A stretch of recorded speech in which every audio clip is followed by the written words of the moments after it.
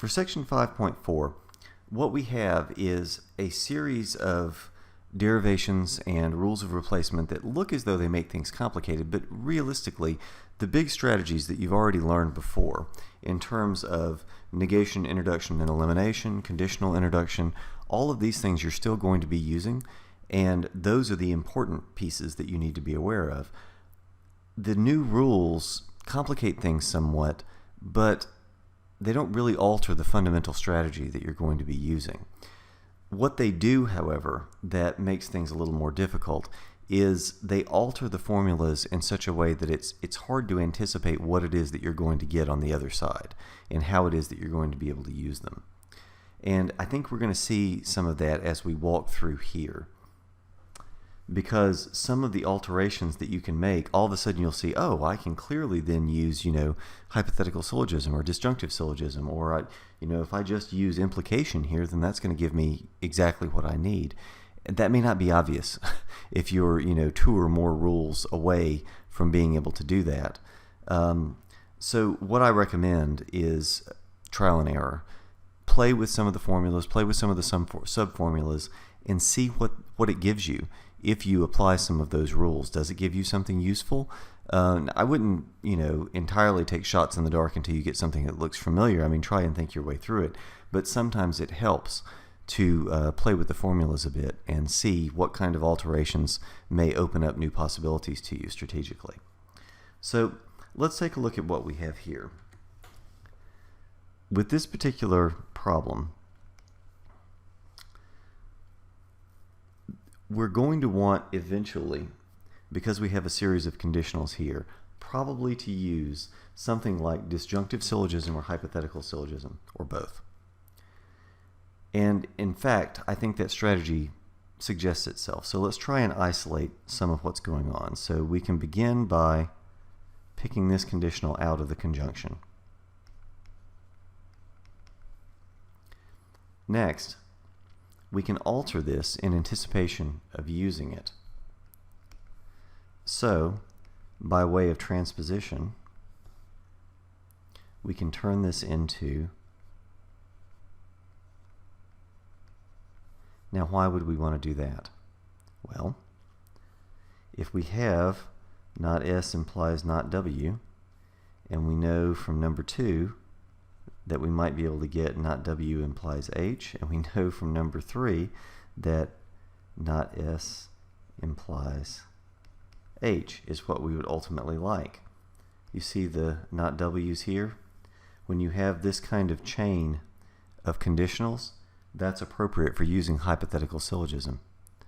And if you recall, hypothetical syllogism tells us that if we have this sort of structure, then we may conclude A implies C. So in other words, we can more or less get rid of these guys in the middle and just go straight to C beginning with A.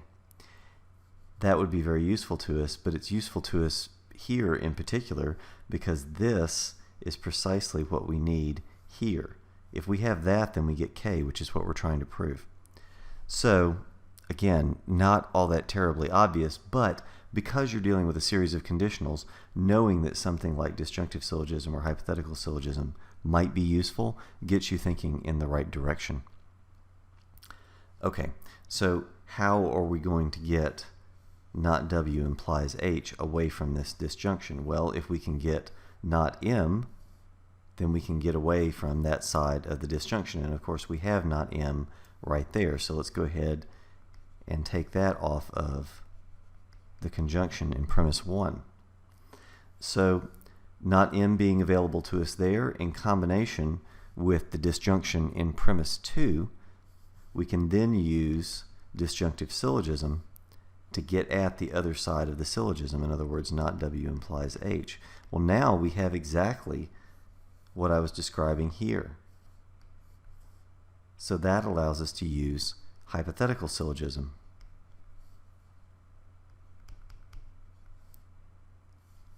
And now we're on the downhill slope because we have not S implies H, which is exactly what we need here to be able to get to K. And so we're only one step away by way of conditional elimination, and we have k. Now, this is not the only way to do this derivation. When I initially worked out this problem, my derivation was about twice this long because I didn't see the disjunctive and hypothetical syllogism combination there initially and chose a completely different method using negation elimination. It worked. It just took longer. And oftentimes that's going to be the case with these, with any kind of quasi-mathematical proof. So something to keep in mind. Oftentimes with these there's a trick. There's a little gotcha or something that if you notice it, then it makes it a lot easier to get from point A to point B. If you don't, sometimes it's still possible. It just takes longer, a bit more of a roundabout way.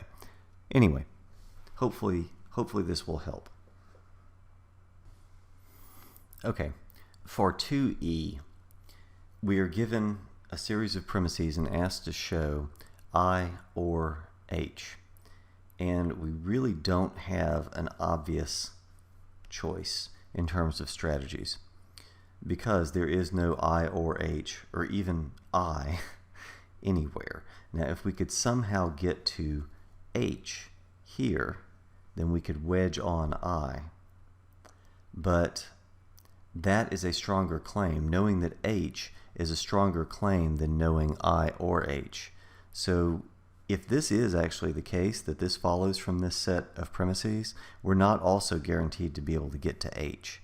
So there's no guarantee that that strategy will work. Well, what I thought was an obvious strategy as well, instead of just trying to get to H, we can try to get to the other side of this. We could try to get to I. Well, to get to I, we could also show, let's say, not I.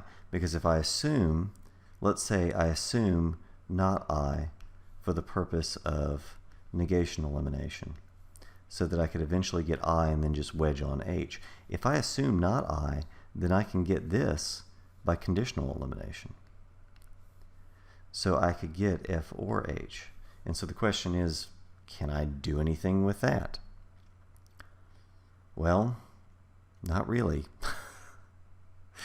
So at that point you may be left scratching your head saying, okay, well, I don't seem to be able to get to H. I don't seem to be able to get to I. How am I going to construct that disjunction? What we should do at this point, and this may be the purpose of this problem, is to look at some of the rules of replacement and see which ones might be able to give us this indirectly. And in fact, that's the sort of thing that we need to do, and we should look specifically at implication. So P and Q can be used to give us not P or Q. Well, that would be awfully useful if we had, let's say, not I implies H, because then that would give us straightforwardly, it would actually be not I or H, and so we use double negation and we get I or H. But that basically gets us there. So maybe this should be what we're aiming for. Would it be possible for us then to get not I implies H? Well, to be able to get a conditional, the strategy might be to introduce not I with the hope of conditional elimination. And that, in fact, turns out to be a pretty good approach. So if I introduce not I for the purpose of conditional introduction, then what can I do? Well, we already noticed that we can get F or H because we can cross this conditional here in number 2. So we know we can do that. Now, what else might we assume? Perhaps it would be possible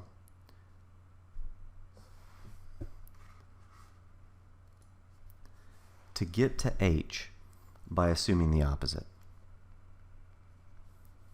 So, if we do this, what can we get from not H? Well, if we have F or H, and we also know not H, then we can do disjunctive syllogism and get F. Okay. Well, if we have F, we can get G from premise 3.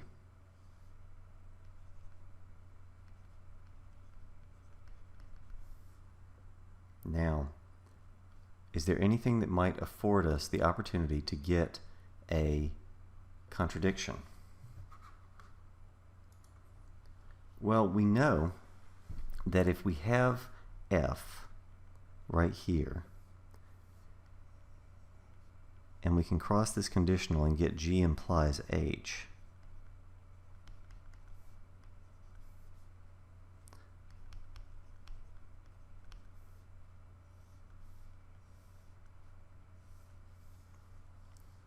now, all of a sudden, we have something, we have an option open to us.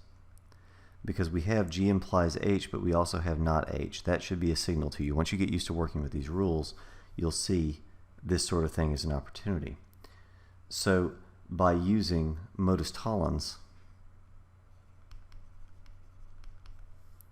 we get not G. Well, aha, right? We have our contradiction. And because we have our contradiction now, we can assert the opposite of what we assumed, which is exactly what we needed. And so it's downhill from here. So we can now assert H.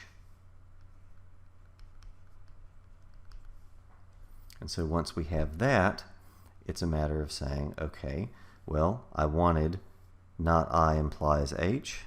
I have it.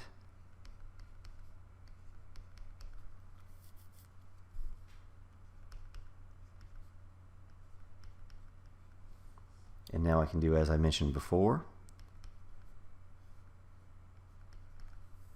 And we know there are only going to be a couple of steps left now. By implication,